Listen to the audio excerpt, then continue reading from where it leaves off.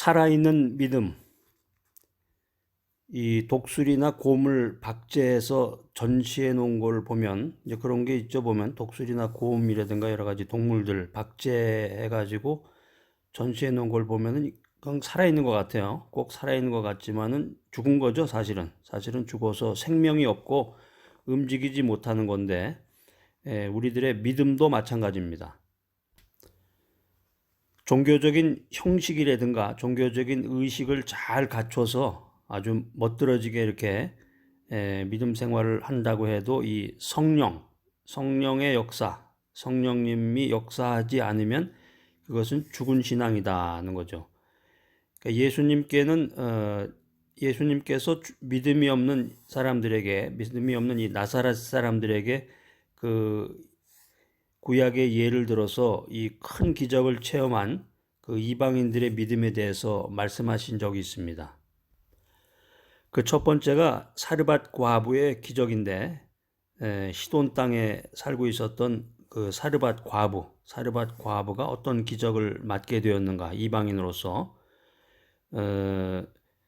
삶의 절망의 벼랑 끝에 섰었던 그 과부의 절박한 상황을 성경은 말해주고 있습니다. 아합 왕과 백성들의 우상 숭배로 인해서 한 3년 반 정도 비가 내리지 않고 흉년이 들고 기근이 들어서 사람들이 살기가 힘들게 됐는데, 그때 당시에 그 사르밧 과부가 어린 아들과 같이 살면서 이제 막 굶어 죽기 일보 직전에 놓이게 됐어요. 이때 성경에 보면 엘리야가 등장합니다. 근데 엘리야가 좀 잘 사는 집이나 부잣집, 넉넉한 집으로 찾아가질 않고 이 시돈 땅에 거했던 이 사르밧 과부를 찾았다는 것에서 이 성경의 신비로움과 그 하나님의 그 미라클에 대한 그 신비로움을 접하게 되는데, 큰 기근이 들어서 이제 굶어 죽게 된 그 사르밧 과부를 엘리야가 만나면서 그 과부에게 그 도움을 요청해요. 엘리야는 그 사르밧 과부에게 물을 좀 달라고 한 다음에 식량을, 먹을 걸 좀 가져오라고 그럽니다. 마지막으로 남은 가루 한 움큼과 기름 조금으로 떡을 만들어 오겠다. 이 열왕기상 17장 9절로 12절에 보면 그런 말씀이 기록이 되어 있는데, 3년 반 동안 비가 내리지 않고 기근이 들어서 이제 먹을 게 없었단 말이에요. 요즘처럼 그 예전에 그런 얘기 하잖아요. 6.25 때 고생 많이 했어. 우리 부모들이 그런 얘기 하면은 철모르는 애가, 아니 그때 라면이라도 좀 끓여 드시던가 빵이라도 드시죠. 이런 얘기 하는 것과 마찬가지인데, 3년 반 동안 그때 고대 시대에 3년 반 동안 비가 내리지 않았다. 이건 뭐 엄청난 일입니다. 먹을 게 없어서 뭐 사람도 잡아먹고, 성경에 보면 그런 얘기도 나오는데, 아무튼 이때 당시에 이 사르밧 과부가 먹을 게 없어서 마지막이란 말이에요. 라스트. 마지막으로 남은 그 식량, 그것을 엘리야에게 대접하게 됩니다. 자, 여러분 같으면은 이런 행동을 할 수 있겠습니까? 넉넉한 그런 환경에서도 남을 돕지 않고, 특별히 믿음의 선지자를 대접하는 것을 우습게 생각하는 그런 시대가 됐는데, 이 사르밧 과부의 선택, 이거 참 위대한 겁니다. 그러니까 성경에도 기록이 됐고 믿음의 조상으로서 우리가 리마인드를 하게 되는데, 이 과부의 선택과 그 행동하는 믿음, 이거 참 굉장한 겁니다. 선택과 믿음인데요. 그러니까 믿음이 있다. 사람들이 다들 자기가 교회 다니면서 자랑하죠. 우리 3대가 믿는 과정이라고도 하고, 교회에서 뭐 화려한 직책을 가지고 있다고 자랑도 하는데, 정작 그들의 그 믿음을 살펴보면은 정말 아주 우습기 짝이 없는 그런 믿음을 가진 사람들이 대부분이에요. 우리 주변에. 정말 진정한 믿음을 갖고 있다고 생각하시는 분 있으면 저한테 한번 좀 소개를 좀 해주시기 바랍니다. 제가 한번 꼭 만나보고 싶어요. 이 시대에 참 아이러니컬하게 이 시대라는 것이 믿음을 갖기 어렵다는 거죠. 어떤 사람을, 특정한 사람을 탓한다는 것보다는 이 시대가, 우리가 살고 있는 시대가 참 믿음을 간직하고 믿음의 행동을 하기가 참 어려운 시대로구나. 자, 그런데 성경의 구약의 열왕기상 17장 13절 이하에 나오는 그 사르밧 과부, 이 과부의 선택과 그녀의 행동하는 믿음, 이것은 참 어마어마한 겁니다. 사르밧 과부는 말씀에 순종해서 마지막 남은 그 가루로 떡을 만들어서 하나님의 선지자 엘리야를 대접했다. 이것이 열왕기상에 기록이 되어 있는 내용입니다. 오늘 이 메시지를 듣는 여러분들 한번 여러분의 믿음과 한번 이 사르밧 과부의 믿음을 한번 비교해 보시기 바랍니다.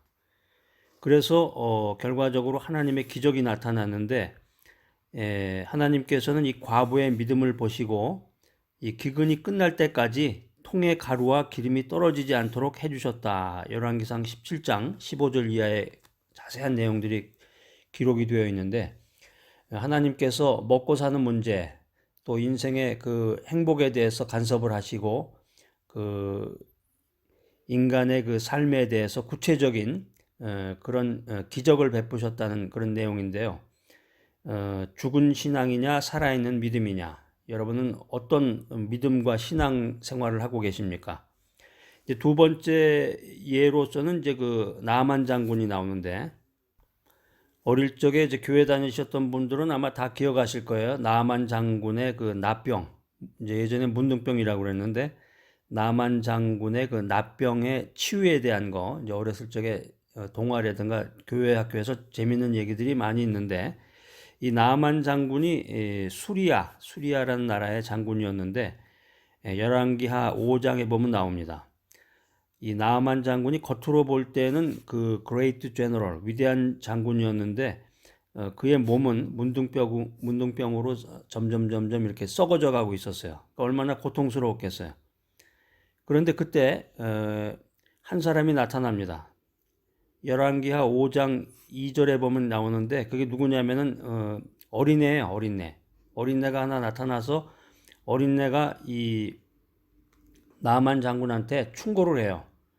여보시오 장군, 뭐 충고라니까 좀 말 자체가 그런데 어린애가 장군한테 나간다는 것도 참 대단한 일이네요. 그때 고대 시대 당시의 그 환경을 생각해 보면은, 아무튼 성경에 보면은 그 어린애가 나타나 가지고 그 나만 장군에게 엘리사 선지자를 찾아가시면은 좋은 일 있을 거예요. 기적이 나타납니다. 당신의 병을 고칠 수가 있어요. 이런 얘기를 해준 거예요. 이스라엘의 어린 여종의 그 증언을 통해서 그 나만 장군이 그 믿음의 그 현장으로 나오는 그런 모습인데, 아무튼 이 나만 장군이 엘리사를 찾아갑니다. 엘리사는 이제 엘리야의 후계자였죠. 엘리사를 찾아갔는데, 아니 장군인데, 그때 당시에 위대한 장군이었는데 나만 장군이라고 그러면은, 나만 장군 납시오 하면은 다들 사람들이 정말 그에게 존경심을 표하면서 위대한 장군으로 칭송을 받았었는데, 아니 나만 장군이 엘리사를 딱 찾아갔는데 엘리사는 거들떠도 보지 않는 거예요. 영접하지도 않고 자기 부하를 시켜가지고 사환을 시켜서 요단강으로 가서 7번, 7times, 7번 씻어라. 이런 말만 해준 거예요. 그러니까 이 나만 장군이 자기를 영접하지도 않고 환대하지도 않은 이 엘리사에 대해서 화가 난 거죠. 요즘 말로 하면 이제 화딱지가 난다고 그러는데 분노했는데, 그러나 권면을 받아들이고 충고를 받아들이고 그 말씀에 순종하기로 결단을 했습니다.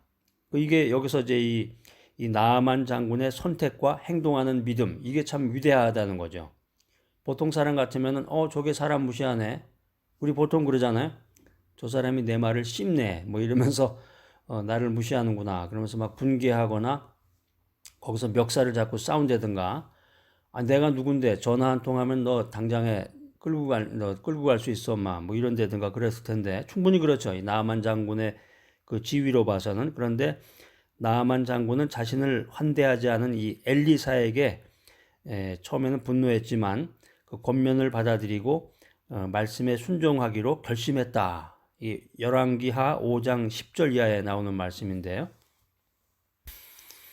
이때 이 나아만 장군의 선택과 행동하는 믿음을 보고 하나님께서 기적을 베풀어 주십니다. 하나님의 치료하심이 임하셨는데, 이 나아만 장군은 요단강에 가서 몸을 7번 씻고 치료를 받았다.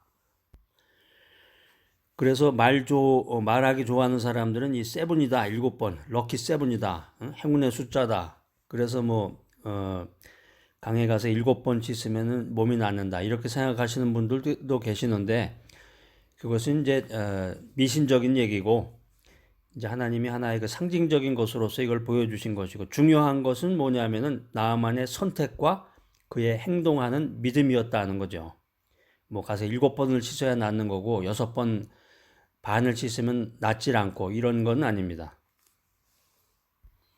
자, 이 나만 장군 그 스토리를 듣고 여러분 어떤 생각하십니까? 여러분 같으면은 정말 하나님이 여러분에게 어떤 계시의 말씀, 또 믿음의 사람들이, 선지자들, 주변에 믿음의 사람들이 있잖아요. 그런 사람들이 여러분에게 어떤 그 어드바이스나 충고나 권면을 했을 때 정말 주님의 말씀으로 알고 듣고 중요한 선택을 하면서 행동하는 믿음을 갖고 계신지. 자, 그래서 여러분이 갖고 계신 믿음이 정말 죽은 믿음이냐, 살아있는 믿음이냐, 죽은 신앙이냐, 살아있는 신앙이냐. 이제 오늘 이 메시지를 들으면서 여러분 스스로가 좀 판단을 하고 새로운 결단을 하는 이런 시간이 됐으면 좋겠습니다. 자, 살아있는 믿음이라는 건 무엇이냐? 살아있는 믿음이란 무엇이냐? 제가 지금 네 가지 그 솔루션을 제가 여러분들에게 엑기스를 핵심되는 사항을 알려드리겠습니다. 첫 번째는 살아있는 믿음이란 무엇이냐?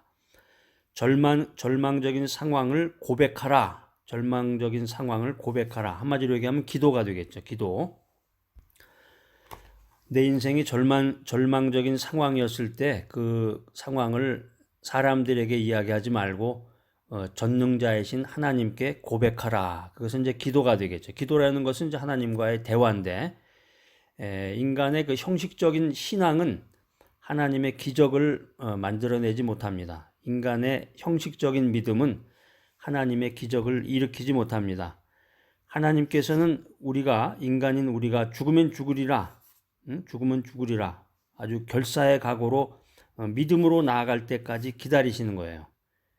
그 믿음을 보시고 어떤 선택을 하는지, 믿음의 행동을 하는지 이걸 보고서 살아있는 믿음인지 죽은 믿음인지를 판단하시고 우리에게 은혜를 베풀어 주신다.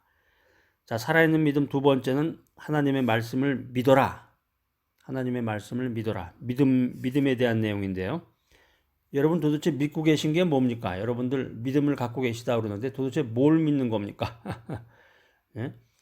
내가 믿음을 갖고 있다고 하지만 정작 위기의 상황에서는 내 믿음의 그 정체가 드러나는 건데 내 모든 정체가 드러나요. 그 정말로 하나님의 말씀을 믿는 게 아니고 정말 이방신을 믿는 건지 부처를 믿는 건지 공자를 믿는 건지 특별히 한국 사람들은 그 머릿속 생각이 유불선 사상으로 충만해 있기 때문에 유교, 불교, 샤머니즘 그래서 긴급한 상황이 됐을 때 정말 하나님의 말씀을 찾고 하나님의 말씀을 믿을 수 있는 그 살아있는 믿음을 가져야 되겠습니다. 하나님의 말씀을 간절히 사모하고 하나님의 말씀을 절대적으로 믿으면 그 말씀은 살아있어서 위대한 역사, 위대한 기적을 이루게 되는 것입니다. 여러분 이 사실을 믿으십니까? 도대체 무엇을 나는 믿는가? 이거 좀 한번 생각해 볼 수 있는 시간이 되기를 바랍니다. 살아있는 믿음 세 번째는 믿음의 결단과 순종하는 행동으로 믿음을 보여라. 이제 결단이죠, 결단. 믿음의 결단, 신앙의 결단인데 주님께서는 우리의 믿음이 행동으로 나타나는 것을 보시고 기적을 행하신다는 거죠. 행동이 중요합니다. 행동. 물론 이제 믿음이냐 행동이냐 그래서 성경에도 보면은 이제 로마서와 야고보서에 자세한 내용들이 기록이 되어 있는데 그것은 약간 이제 신학적인 문제도 이제 포함이 되지만 아무튼 여기서 말씀드리고자 하는 것은 행위가 중요하다는 거죠. 행동하는 믿음이 중요하다. 그래서 주님 앞에 보여드릴 수 없는 믿음은 박제된 믿음이다. 아까 이제 그 독수리나 곰을 박제해서 전시해 놨다고 말씀을 드렸는데 껍데기 신앙, 죽은 신앙이라는 거죠. 보여줄 수 없는 믿음, 행동할 수 없는 믿음. 이것은 껍데기 신앙이다, 죽은 신앙이다 하는 거예요. 죽은 신앙. 여러분 정말 그 살아있는 믿음을 가지고 믿음 생활 하십니까? 자, 살아있는 믿음 네 번째는 기적이 일어날 것을 기대하고 감사하라. 이제 감사에 대한 부분인데, 여러분, 기독교는 기적의 종교예요. 기독교는 기적의 종교다. 그러니까 너무 이성적으로 생각을 해서 기적이라고 하는 것이 현실 세계에 가능한가, 이런 엉뚱한 생각을 하시는 분들이 대부분이에요. 그렇지만은 기본적인 것으로서 기독교는 기적의 종교다. 그래서 살아있는 믿음이라고 하는 것은 이 기적이 일어난다는 것을 믿는 거예요. 기적이 일어날 수 있는 이 가능성이 열려 있음을 기대하는 믿음이다라는 거죠. 참 이 말만 들어도 참 소망이 생기네. 앞으로 내 인생에 내가 기대하지 않았던 그런 기적이 일어난다. 하나님의 은혜가 임하신다. 하나님의 은혜가 충만해진다. 이런 기대감을 가지고 살 수 있는 것. 이것이 살아있는 믿음이라는 거죠. 자, 오늘 이 메시지를 들으시는 여러분 스스로 한번 평가해 보세요. 내 자신이 죽은 믿음이냐, 살아있는 믿음이냐. 우리가 믿음에 대한 지식은 많아요. 뭐 성경을 몇 번 통독했다. 매일마다 성경을 읽고 큐티를 하시는 분들도 있고 아주 좋은 일입니다. 또 기도하시는 분도 계시고 열심히 기도하고 금식 기도도 하고 아주 좋은 일이에요. 그런데 이 지식을 알고 이런 신앙적인 그런 의식들, 신앙적인 그런 행동을 취하지만 살아있는 믿음이냐 하는 거예요. 살아있는 믿음. 당신이 가지고 있는 믿음이 그 믿음이 정말 살아있는 믿음이냐? 응? 나만 장군처럼 몸이 썩어져가는 그런 죽은 믿음이냐? 응? 이게 문제라는 거죠. 우리의 대부분은 지식은 많고 자기 나름대로 신앙생활을 한다고는 하지만 정말 살아있는 믿음을 가지고 있는 사람들이 드물다는 거죠. 그래서 행동하는 믿음이 없는 신앙은 죽은 신앙에 불과하다. 행동하는 믿음을 가져라. 행동하는 믿음을 가져라. 그리고 내 마음속에 살아있는 믿음을 가지고 내일과 미래로 나아가자. 이 말씀을 오늘 여러분들에게 드리고 싶습니다.